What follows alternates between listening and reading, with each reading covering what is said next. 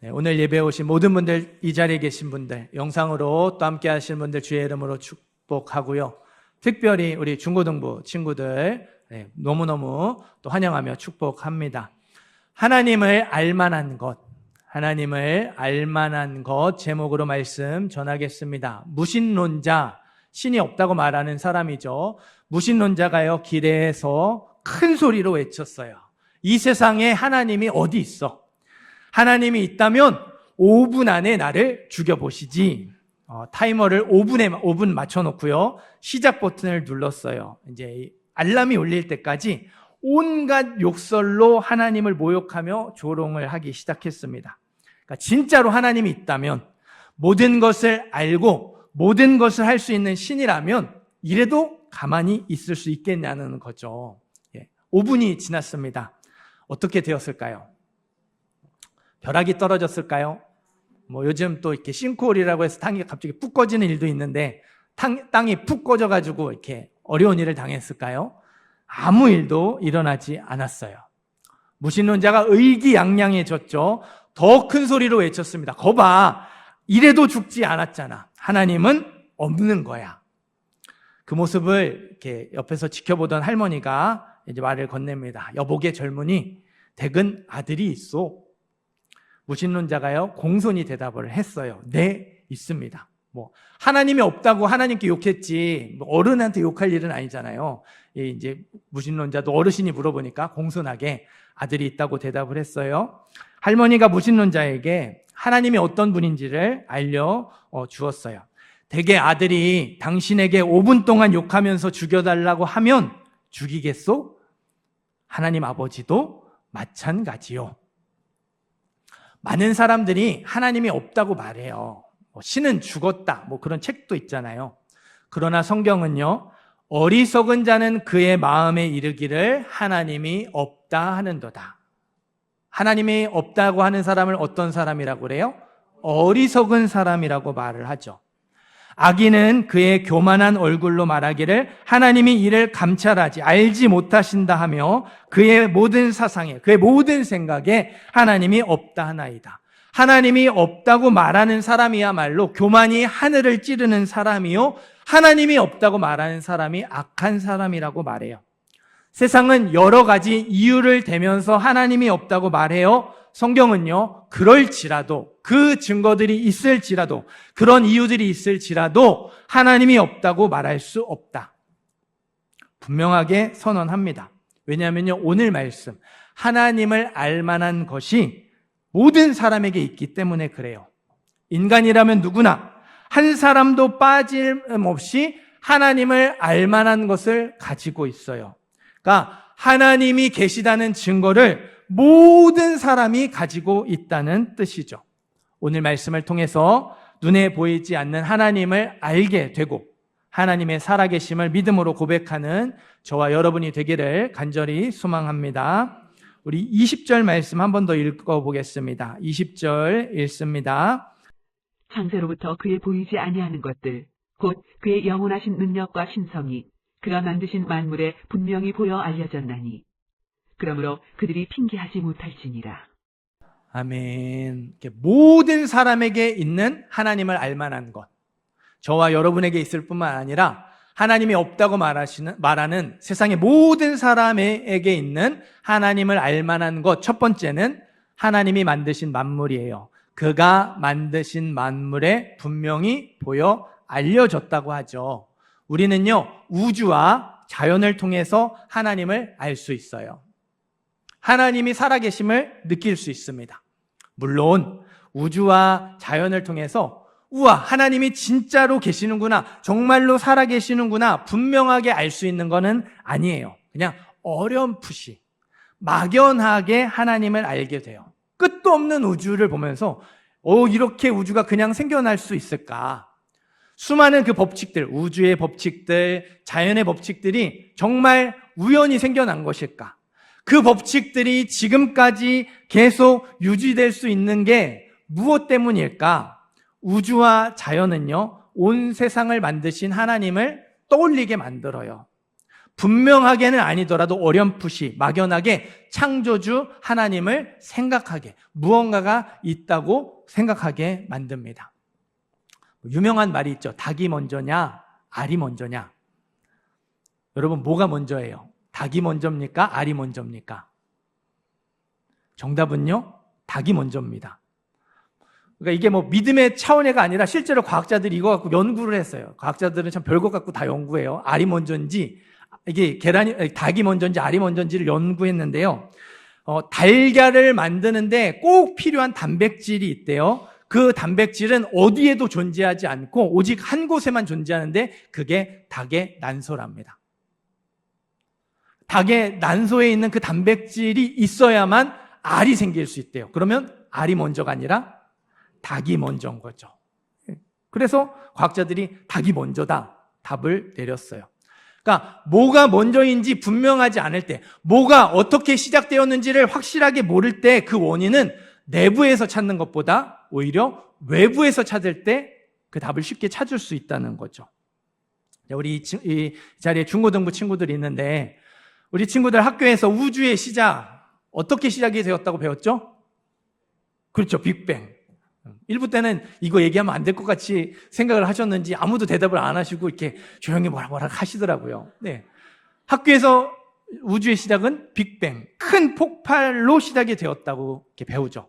물질과 에너지가 좁은 곳에 모여 있다가 갑자기 폭발을 해서 우주가 시작이 되었다고 배워요. 좋아요. 그러면 우주를 시작하게 만든 빅뱅, 그 폭발의 원인이 되었던 물질과 에너지는 어디서 생겨났고 어떻게 생겨났을까요? 몰라요. 과학적으로 아직 증명이 되지 않았기 때문에 모른다. 끝. 이렇게 내부에서만 원인을 찾을 것이 아니라 그 원인을 외부에서 찾아보면 어떨까요? 태초에 하나님이 천지를 창조하시니라. 성경은 우주의 시작을 내부에서 찾지 않고요, 외부에서 찾습니다. 하나님이 온 우주를 만드셨다고 말하죠. 지구가 하루에 한 바퀴씩 돌아요. 우리는 느끼지 못하지만 지구가 스스로 하루에 한 바퀴씩 자전을 합니다. 정확하게는요 23시간 56분마다 한 바퀴를 돈대요. 그럼 4분이 남죠. 이 남은 4분은요 지구가 한 바퀴 자전을 하면서 또 뭘 하죠? 공전. 태양을 주위로 한 바퀴를 1년에 한 바퀴를 돕니다. 그러니까 자전을 하면서 동시에 공전을 하다 보니까 생기는 오차가 4분이래요. 그러니까 우리가 정오에 해가 한 가운데에 있으려면 23시간 56분을 한 바퀴를 도는데 그걸로 모자라서 4분을 더 돌아야지 다음날 정확하게 정오에 태양이 한가운데 있을 수 있답니다. 정말 신기하죠? 놀라지 마세요. 이 자전과 공전의 법칙, 그 남은 4분의 오차까지 정확하게 맞추는 이게요, 지구가 생겨난 후부터 지금까지 단 한 번도 틀리지 않고 매일 반복되고 있어요. 딱 한 분 놀라시네요. 그냥 다 그런가 보다, 뭐 당연한 걸 뭐 이렇게 하냐. 여러분, 컴퓨터로 완벽하게 프로그래밍을 해서 기계를 돌리잖아요. 그 기계도요 인간이 주기적으로 점검을 하며 확인을 해야 돼요. 오차가 생기거든요. 오류가 나요. 우리 친구들 게임 좋아하죠? 게임도 완벽하게 프로그래밍을 해서 출시를 하거든요. 근데 그 게임에 뭐가 있어요? 버그가 있어요. 수십 번 점검을 하고 테스트를 해서 출시를 한 게임에도 오류가 있고 오차가 있어서 그거를 수정 작업하며 보완해야 된다는 거예요. 그런데 자전과 공전의 법칙은 단 한 치의 오차도 없이, 단 한 번의 오류도 없이 지금까지 매일 반복되고 있어요. 과학자들이 말하는 그 지구의 나이가 몇 억 년 이렇게 얘기하는데, 그럼 그 지구의 나이만큼 한 번도 틀린 일이 없다는 거예요. 이거를 그냥 자연스럽게 우연히 생겨났는데 지금까지 아무 문제 없이 잘 돌아가고 있다, 이렇게 말하는 게 더 비과학적이라고 생각해요. 오히려 이거를 누군가 관리하며 체크하고 있다고 생각하는 게 더 합당하지 않겠습니까? 그가 만드신 만물에 분명히 보여 알려졌어요. 우주와 자연을 통해서 하나님이 어떤 분인지를 알려주셨습니다. 우리가 그래서 그 우주를 보면서, 자연 만물을 보면서 하나님을 알게 되는 거예요. 분명하게 알지는 못하지만 어렴풋하게나마, 막연하게나마 하나님을 알게 되는 겁니다. 끝이 없는 무한한 우주를 바라보면서요, 무한하시고 영원하신 하나님을 떠올려요. 수많은 법칙들이 변하지 않고 계속 유지되는 것을 깨달을 때마다 쉬지 않고 일하시는 하나님을 무의식적으로 어렴풋이 떠올립니다. 맑은 하늘, 해가 지는 그 아름다운 노을, 이 아름다운 자연 광경을 보면서요, 하나님의 아름다움, 하나님의 영광을 막연하게 떠올리게 된다는 거예요. 우리에게는 하나님을 알만한 것이 있어요. 하나님이 우리에게 주신 알만한 것, 첫 번째, 하나님이 만드신 만물, 온 우주와 자연입니다. 우리 19절 말씀도 읽어볼게요. 19절 읽습니다. 이는 하나님을 알만한 것이 그들 속에 보이니라. 하나님께서 이를 그들에게 보이셨느니라. 아멘. 모든 사람 안에 있는 하나님을 알만한 것 두 번째, 하나님이 하나님을 알 수 있도록 모든 사람에게 알려주신 것 두 번째는요, 인간의 본성이에요. 하나님을 알만한 것이 어디예요? 그들 속에, 안에 있대요. 하나님이 이를 그들에게 보여주셨다. 두 번이나 반복해서 강조하고 있어요. 이 본성을 통해서 알 수 있다고. 우리는요, 누가 가르쳐주지 않아도 태어나는 순간부터 아주 자연스럽게 숨을 쉽니다. 숨을 배우는 사람은 아무도 없어요. 그냥 그게 본능이에요. 마찬가지로요, 우리가 아주 자연스럽게 하나님을 찾아요. 본능적으로. 누가 가르쳐주지 않았는데도 본능적으로 하나님을 원합니다. 하나님을 필요로 해요. 프랑스의 수학자 파스칼은요, 이런 우리의 본성에 대해서 이렇게 말을 해요. 모든 사람의 마음에는 빈 공간이 있다. 그건 어떤 피조물로도 채울 수 없고 오직 하나님으로만 채울 수 있다. 우리 마음에 본성이 있는데 그 본성에 빈자리가 있고 그거는 다른 걸로 채워지지 않는다는 거예요. 하나님으로만 채워진다는 거예요. 잘 생각해 보세요. 저와 여러분만이 아니라 세상의 모든 사람이요, 하나님과의 관계 속에서 얻을 수 있는 것들을 원해요. 하나님이 인간을 하나님의 형상대로 창조하셨다고 그러죠. 하나님과 똑같은 외형으로 창조하셨다는 뜻이 아니에요. 우리의 겉모습이 하나님을 닮은 게 아니라 우리의 속 사람, 우리의 속 모습이 하나님을 닮았어요. 특별히 두 가지를 말씀을 드릴게요. 첫 번째는 우리가 하나님을 믿고 의지할 때 가장 인간다울 수 있도록 우리를 만드셨어요. 그게 우리 안에 있는 하나님의 형상입니다. 두 번째, 우리가 하나님과 사랑을 주고받을 때 우리가 가장 행복할 수 있도록 우리를 창조하셨어요. 우리 안에 본성에 두 가지를 심어주었는데 그게 하나는 믿음이고 또 하나는 사랑이에요. 중요하니까 다시 말씀을 드릴게요. 우리 인간이 하나님의 형상대로 창조되었다는 건요, 이 믿음의 본성, 우리가 하나님을 믿고 의지할 때 가장 인간다울 수 있다는 뜻이에요. 내가 다른 것을 믿고 의지하는 게 아니라 하나님을 믿고 의지할 때 가장 인간다울 수 있고요, 가장 나다울 수 있어요. 감추고 포장하는 것 없이 가장 자연스러운 모습, 가장 편안한 모습, 꾸미지 않는 그 가장 솔직한 모습, 나다울 수 있는 모습이 언제요? 내가 하나님을 믿고 의지할 때. 다른 걸 믿고 의지하는 게 아니라 하나님을 믿고 의지할 때 내가 그런 모습이 될 수 있다는 거예요. 한 고고학자가요, 방송에서 자기를 소개하는데 이렇게 소개해요. 자기는 무신론자인데 적극적 무신론자라고. 그러니까 그냥 하나님이 없다고 믿는 게 아니라 내가 의도적으로 하나님이 없고 신이 없다고 생각하면서 살아가는 적극적 무신론자라고 말해요. 그러니까 신의 존재를 증명할 수 없으니까 신이 없다고 생각하며 살아가는 게 편하다고, 그래서 의도적으로 무신론자로 살고 있다고 말을 해요. 근데요, 그러면서 아주 의미 있는 말을 덧붙였습니다. 그렇지만 불현듯 떠오르는 초월적 존재에 대한 생각은 없어지지 않습니다. 자기가 적극적인 무신론자라고 말해놓고서는 뭐라고 덧붙이냐면 불현듯 초월적인 존재에 대한 생각, 신에 대한 생각이 불쑥불쑥 떠오른대요. 그걸 억지로 부정하려고 애쓰지만 그냥 본능적인 부분인 것 같습니다. 자기가 증명할 수 없으니까 없다고 의도적으로 부정하는데 그게 본능적으로 치밀어 올라온다는 거예요. 고고학자의 말을 듣던 과학자가요, 맞장구를 쳤어요. 과학자는 증거가 없으면 알 수 없다고 말하도록 훈련을 받는데요. 그러니까 뭔가를 연구를 하고 확인을 해서 증명해내야만 이거는 진짜다. 이게 사실이다. 증명하지 못한 건 사실이 아니고 이건 알 수 없다. 이렇게 말하도록 과학자들이 훈련을 받는데요. 그러면서 뭐라고 말하냐면요. 이렇게 말하도록 훈련을 받는 건 이게 자연스럽게 나오는 생각이 아니라는 뜻이라고. 그러니까 뭔가가 증명돼야만 사실이라고 말하도록 과학자들이 훈련을 받는데 그 훈련을 받는 건 그게 자연스러운 생각이 아니라는 거죠. 자연스러운 생각은 뭔가를 알 수 없을 때 신을 떠올리게 되는 거. 그게 자연스러운 생각이라고, 신을 믿는 게 인간의 본능일 거라고 추측을 한다고 말을 했습니다. 여러분, 이 두 사람이 하나님 믿는 사람이 아니에요. 방송에서 이제 뭐 그런 믿음, 종교에 대해서 얘기하면서 이제 없다. 이게 소용없다라는 측의 패널로 나온 사람들이 하는 말이 이런 거죠. 본능인 것 같다고. 하나님이 사람의 본성에 믿음을 심어 주신 거예요. 인간이 하나님을 믿고 의지하는 존재로 창조를 하셨어요. 그래서요, 모든 사람이요, 무언가를 믿고 의지하며 살아가죠.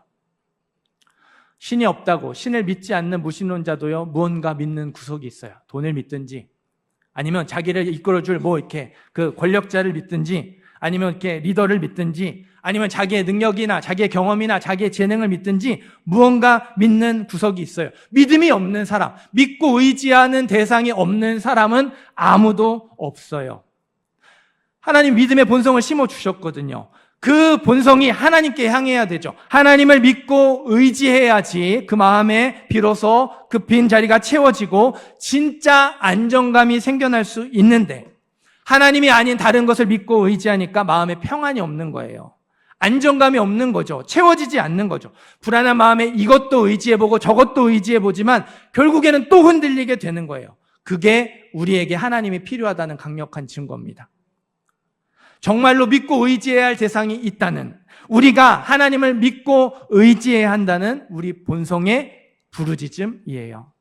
하나님은 우리의 마음에 하나님을 알 만한 것을 주셨어요. 우리는 본성을 통해서도 하나님을 알 수 있습니다. 하나님의 형상대로 창조되었다는 건 믿음만 있지 않죠. 사랑도 있다고 말씀을 드렸어요. 하나님은 우리와 사랑을 주고받으시려고, 우리와 교제하시려고 우리를 창조하셨어요. 우리가 하나님과 사랑을 주고받을 때 우리가 가장 행복해질 수 있는 존재로 만드셨습니다. 왜 우리가 그렇게 사랑받기를 원하고 행복해지기를 원할까요?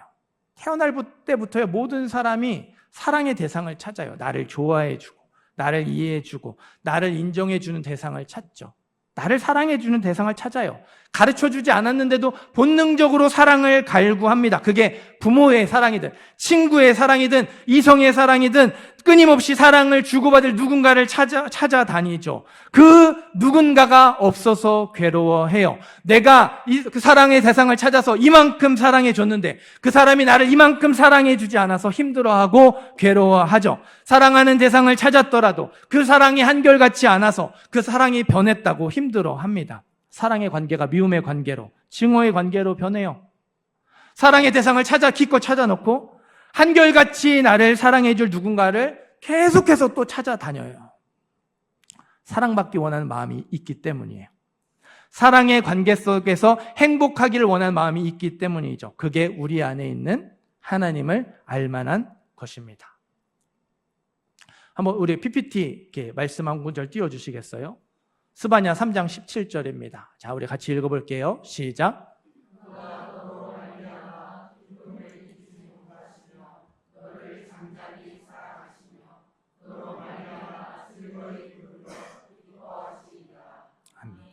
하나님이 우리를 얼마나 사랑하시는지 잘 나타내주는 아주 유명한 구절이죠.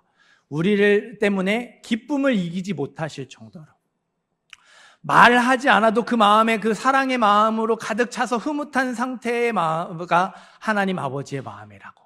그래서 우리를 부를 때마다 콧노래가 나올 정도로 우리를 사랑하시는 분이 하나님이라고. 우리가 봉헌 찬양에서도 나의 하나님, 완전한 사랑, 우리를 향한 하나님의 사랑, 하나님이 우리에게 주시는 사랑은요, 완전한 사랑이에요. 하나님이 우리를 완벽하게 용납해 주십니다. 우리 어떤 모습이든지 다 받아주세요. 그 완전한 사랑, 그 완벽한 용납을 하나님이 아닌 사람에게서 찾으려고 하니까, 반려동물에게서 찾으려고 하니까 어떻게 되겠어요? 안 채워지는 거예요. 모든 사람은요, 하나님과의 관계 속에서 얻을 수 있는 걸 원해요. 완전한 사랑을 원하고요, 완벽한 용납을 원합니다. 그 안에서 누릴 수 있는 행복을 원하죠. 우리의 본성을 통해서 하나님을 찾는 거예요. 누가 가르쳐주지 않아도 태어나는 순간부터 아주 자연스럽게 숨을 쉬듯이 우리가 태어나는 순간부터 아주 자연스럽게 하나님을 찾아요. 누가 가르쳐주지 않았는데도 본능적으로 하나님을 원하며 하나님을 필요로 해요. 하나님이 우리에게 주신 하나님을 알만한 것, 우리의 본성입니다. 믿음의 대상을 찾는 것과 사랑의 관계를 찾는 것이죠. 오늘 말씀은요, 우주와 자연을 통해 하나님을 알 수 있다고, 인간의 본성을 통해 하나님을 알 수 있다고 말해요. 그리고 이걸로 끝나죠. 하지만 이걸로는 충분하지 않아요. 우주와 자연을 통해 하나님을 아는 것과 그 인간의 본성을 통해 하나님을 아는 게 한계가 있잖아요. 어렴풋이 알고 막연하게 알잖아요. 정확하게 알지 못합니다. 어렴풋이 아는 것, 막연하게 아는 것을 안다고 할 수 없죠. 성경은 하나님을 알만한 것을 주셨기 때문에 핑계하지 못한다고 했지만, 우리 입장에서는, 하나님 모르는 사람의 입장에서는 핑계될 게 너무 많죠. 그래서 주신 것이 있어요. 하나님의 말씀, 성경이에요. 성경은 하나님의 말씀이죠. 성경은 능히 너로 하여금 그리스도 예수 안에 있는 믿음으로 말미암아 구원에 이르는 지혜가 있게 하느니라.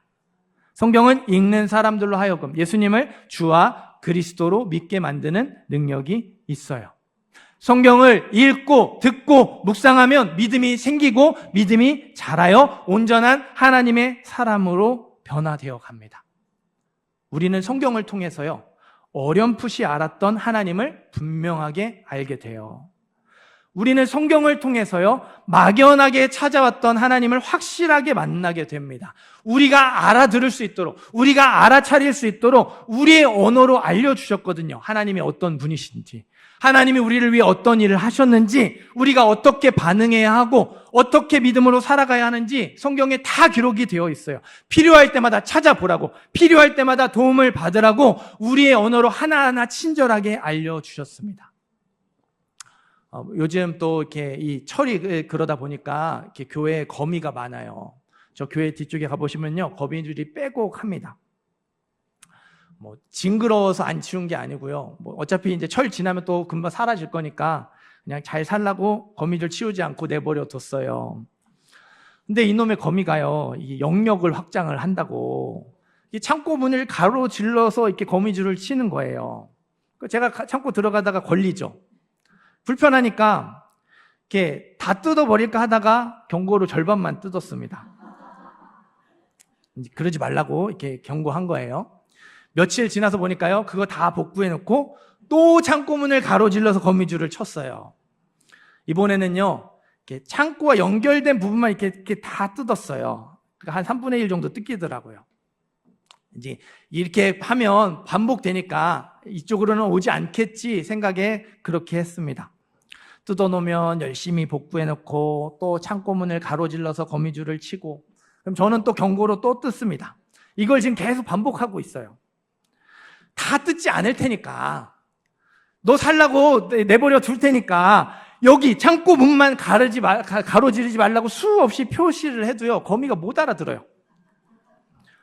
반복이 되면, 수도 없이 반복이 되니까 거미도요, 어렴풋이 알게요. 이쪽에 치면 뭔가 자꾸 거미줄이 끊어져. 이쪽으로 자꾸 이렇게 거미줄을 치면 뭔가 자꾸 안 좋은 일이 생기니까 어렴풋이, 막연하게는 알아차릴 수 있어요. 그러나 확실하게 알지는 못하죠. 거미가 확실하게 알려면 어떻게 해야 돼요? 제가요, 거미 언어를 배워서 거미에게 알려줘야 돼요. 너 그러다 진짜 죽는다. 이쪽에 거미줄 치지 마라. 거미의 언어로 알려줘야지 거미가 확실하게 알 수 있죠. 여러분, 그게 성경이에요. 우주를 보고 자연을 보면서 정말 막연하게요, 우리보다 뛰어난 존재, 초월적인 존재가 있다는 걸 떠올리게 되는데요, 그분이 바로 온 세상을 창조하신 하나님이라는 걸 성경을 통해 알게 되죠.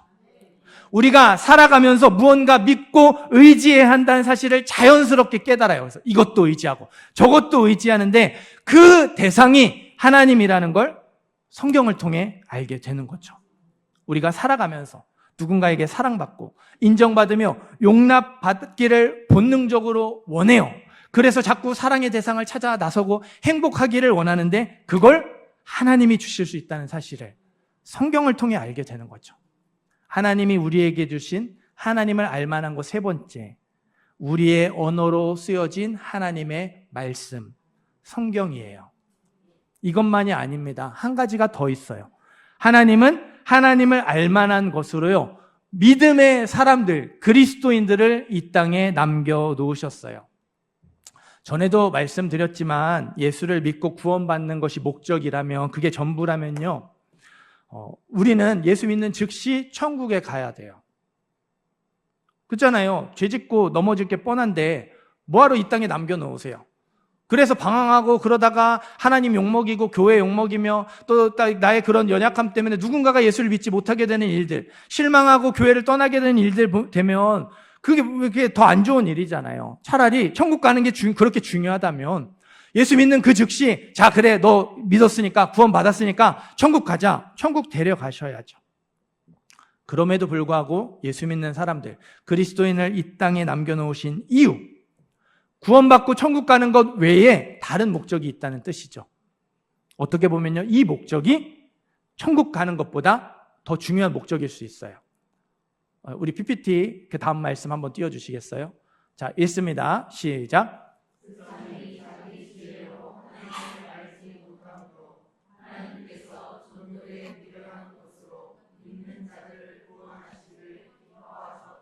아멘.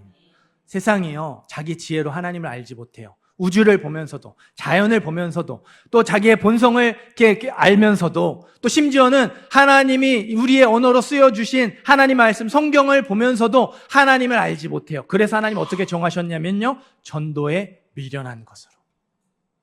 그 연약하고 부족한 우리의 모습을 통해서 또 다른 사람을 구원하기를 기뻐하세요.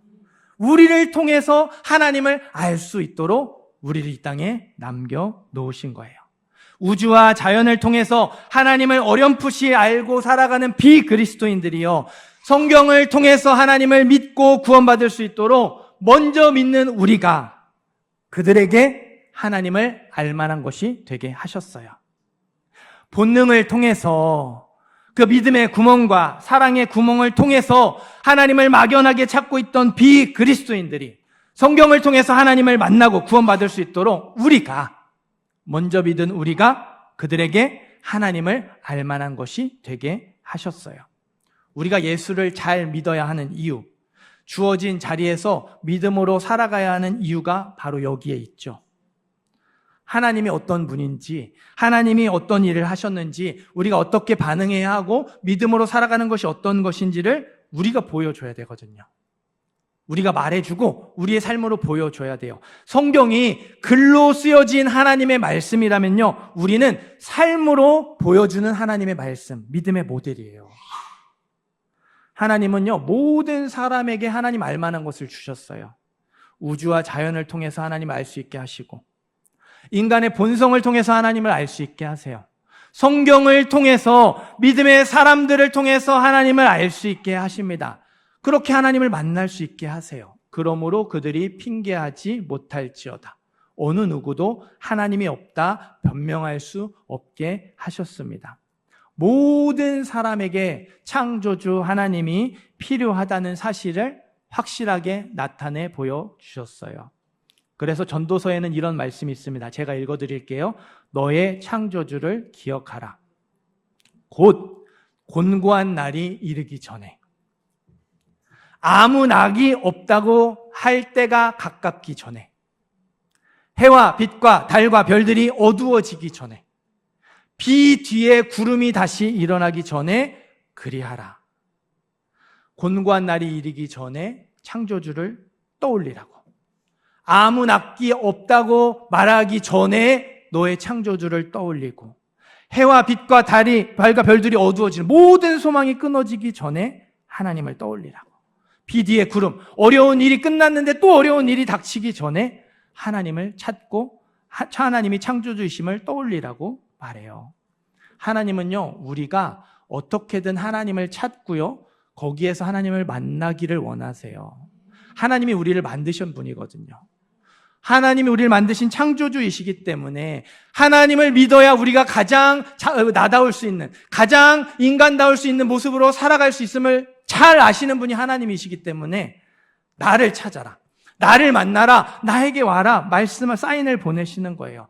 우리가 하나님의 사랑 안에 구할 때 가장 행복할 수 있음을 누구보다 잘 아시기 때문에, 그래서 누구보다 우리가 행복하기를 원하시기 때문에 창조주 하나님이 나를 기억하라, 나를 알고 나를 만나라 부르시는 거예요.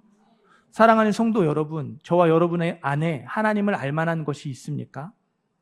그게 하나님의 사인이에요. 하나님의 신호, 하나님의 부르심입니다. 나에게 와라.